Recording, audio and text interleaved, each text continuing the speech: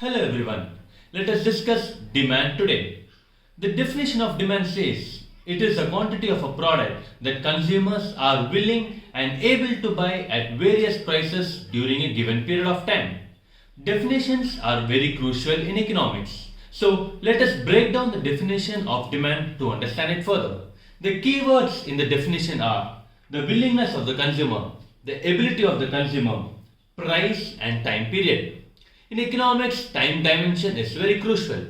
So, of these keywords, what is so important to understand the willingness and ability of the consumer?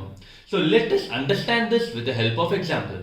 Let us consider there are two income group people in the market, lower income and high income people. So, there's a luxury car that is in the market. Let's consider that as BMW car. Can both the section of people buy it? No.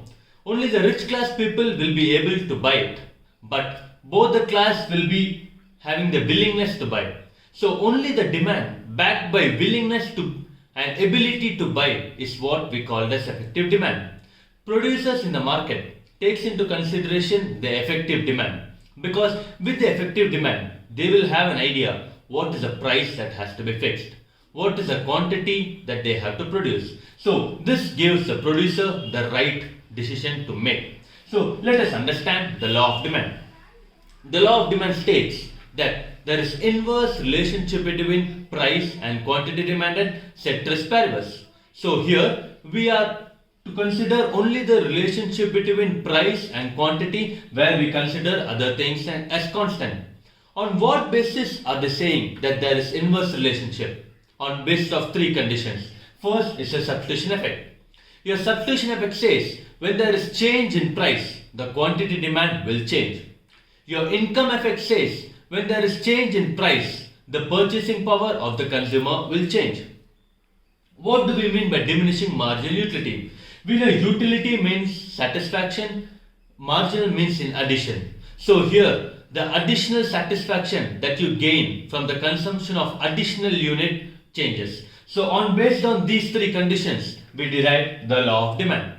Let us understand the demand curve. So before understanding the demand curve, the demand can be shown in a statistical way. That is the relationship between the price and quantity demand. That we call it as demand schedule. With the help of demand schedule, we can derive the demand curve. So based on the demand schedule, what the demand curve is the graphical illustration of the demand schedule and the demand. Here in the demand schedule, we consider the example of a television. Here we can see when the television is 50,000, when it is priced as 50,000, the quantity demand is only 10. When the price decreased, the quantity demand increased. Further, when the price kept on decreasing, the quantity demand kept on increasing. From this, we can see that as price decreased, your quantity demand increased, which shows an inverse relationship between price and quantity demand. Let us show that in the graph. Here we can see when the price was charged high, the quantity demand was low. When the price was less, the quantity demand increased. When the price further dropped, the quantity demand further increased. So this helps us in showing that the inverse relationship between price and quantity demand. In demand schedule, we'll have two kinds of demand schedule. One is for an individual, which considers only the individual personality, and one considers the market. In the market demand schedule, we understand the demand by the different individuals. In economics, graphs are very important. Likewise is the labeling. In x-axis, we consider the quantity demand. In y-axis, we consider price. So this is how the demand curve is. It slopes downwards from left to right. Now, let us understand what are the factors those can affect your demand. So, the factors that affect your demand can be understood by the mnemonics tip pick. Your taste and preference, income of the consumer, the price of the commodity, the population, your expectations of future, change in price of related goods. Those are your substitutes and complements. Okay, so we understood the factors that can influence your demand. So what can these factors do? These factors will have an influence on your demand curve. Let us understand how. First, let us understand how there is movement along the demand curve.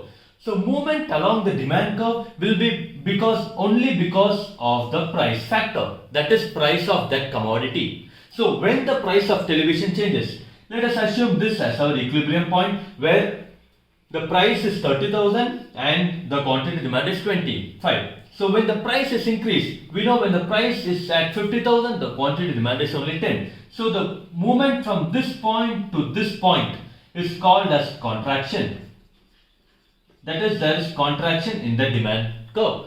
That is in the quantity demand. When the price falls, that is from 30,000 to 10,000, your quantity demand will increase from 25 to 50. So it moves from this point to this point. This we call as expansion. So let us mark this point as A, B, C. So when we move from point A to point B, we call that as contraction. That is contraction in the demand curve. When we move from point A to point C or from point B to point C, we call that as expansion. Okay. When will there be shift in demand curve? Shift in demand curve will be because of non-price factors. The non-price factors are your taste and preference, the income, population, expectations, change in price of related goods. So what do we mean by shift?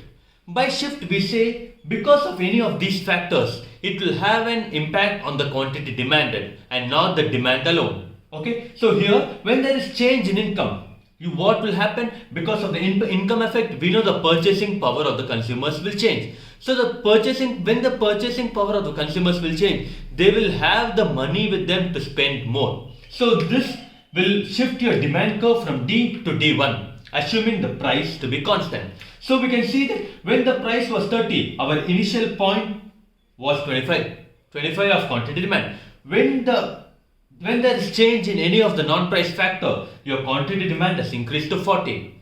That is, your demand curve has shifted to the right. And when any other factor is affected, your demand curve will shift to the left. That is from D to D2. For example, let's assume there is fall in income or change in taste and preference. So when any of these factors affect your demand, this will shift your demand curve to the left. That is from D to D2. So this will imply that there is decrease in quantity demand. To be noted here is that the movement along the demand curve will happen only because of the price factor. The shift in demand curve will happen because of non-price factors. I hope from this you understood what is demand and demand schedule.